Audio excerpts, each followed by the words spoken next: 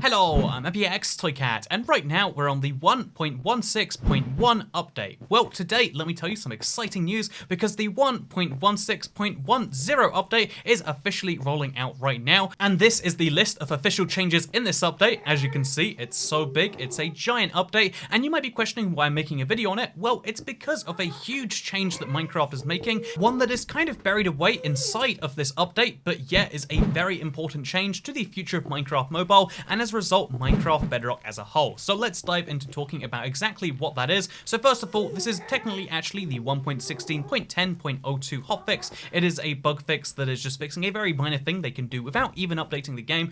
Usually these aren't very big deals, but in this case, there is also going to be a warning message on some devices, because they say to ensure that we can devote our resources to the platforms where most crafters are playing, we are ending support for certain older devices and platforms where Minecraft is available. Effective on October 2020, Minecraft will no longer be updated or supported on Gear VR, Windows 10 mobile, Android devices with less than 768 megabytes of RAM, iOS devices running iOS 10 or below, or video cards that only support DirectX 10.1 or below. If your device is affected, a prompt will appear in-game to let you know it will no longer receive updates. Please see the article on Minecraft.net for more information, and that's where they confirm that, yeah, certain older devices will no longer be supported by Minecraft, and this isn't a random out-of-the-blue decision. This isn't a huge decision that will change everything for everyone, or at least it doesn't seem like it does. There is a positive side effect I want to mention, because they are going to be ending support for very old devices. We're talking about things like the the iPhone 4S.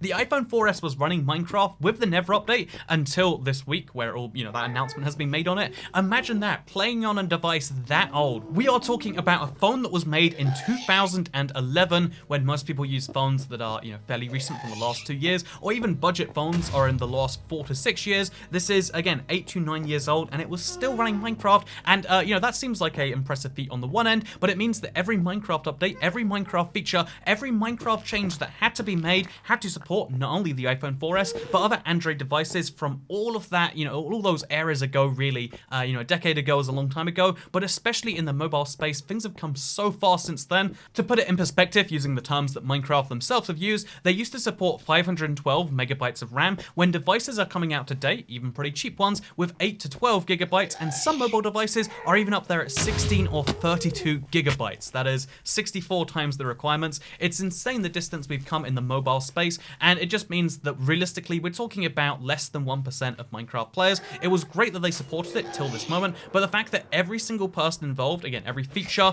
every Minecraft marketplace map even, had to try and support these devices, it was a really weird and perhaps noble goal, but it's a goal that very few other games would make, and it's a goal that's really been holding back Minecraft for quite some time. Why do I say this is holding back Minecraft? That seems like a over-exaggeration, until you realize that, yeah, again, the amount of development resources that have to go into it, and then the amount of things that just cannot be done because there's no way to support that within the 512 megabytes of RAM. Again, the sorts of things that we're talking about here are the fact that, like, Minecraft only renders the world in front of you. The way ravines had to be generated entirely different on Minecraft Bedrock compared to Minecraft Java, because the Minecraft Java way was too RAM intensive. The list of changes they had to make is endless, and basically this is a move that allows Minecraft Bedrock to move forwards as a game. It allows Minecraft Bedrock to start doing some more things. I mean, a great example would be simulation distance. That is something we'd love to see increased a bunch, right? And having smaller low-end devices being kind of discontinued from the system is a good sign on that front. So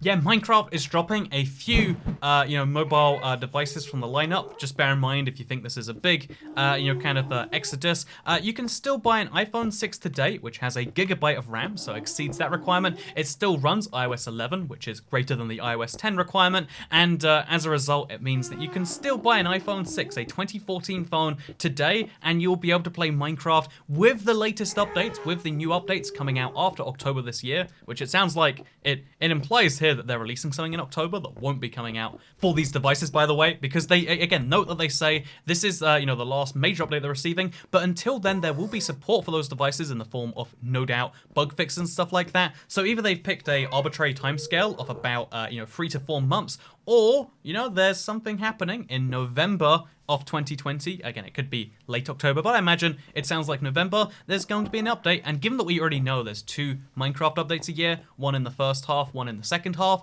it sounds like we had a little bit of a sneak peek about what maybe the date is on this second update. So yeah, that's pretty exciting. We all know the cave update's coming later this year, and I'd love to talk about updates. We could talk about the cave update all day, you know, talk about the fact that it's still the #1 upvoted post on the Feedback Minecraft website. But what about instead we talk about how this update that came out today, you probably didn't know about until you watched this video. Is that correct? Are we feeling that correctly here? I don't know why I'm talking to you like it's a live stream. You can't respond to me, but I'm imagining you all set your screens. Yeah, it's like, yeah, I learned about this just now, or from another YouTube video, and it's interesting because they did it as a hotfix, and it makes you realize just how much Minecraft can change without ever actually forcing you to require an update for the game. Again, the fact that they could fix the broken trading, the fact that they could add that notification to the game, and as we, you know, because it's Tuesday, now's an important day to mention that, like, oh yeah, this is when the store refreshes. The store changed all of its content today as well. Even the menu button, you'll now see it's an advertisement for Chigga Bob's Papercraft Adventure 2, which is pretty cool.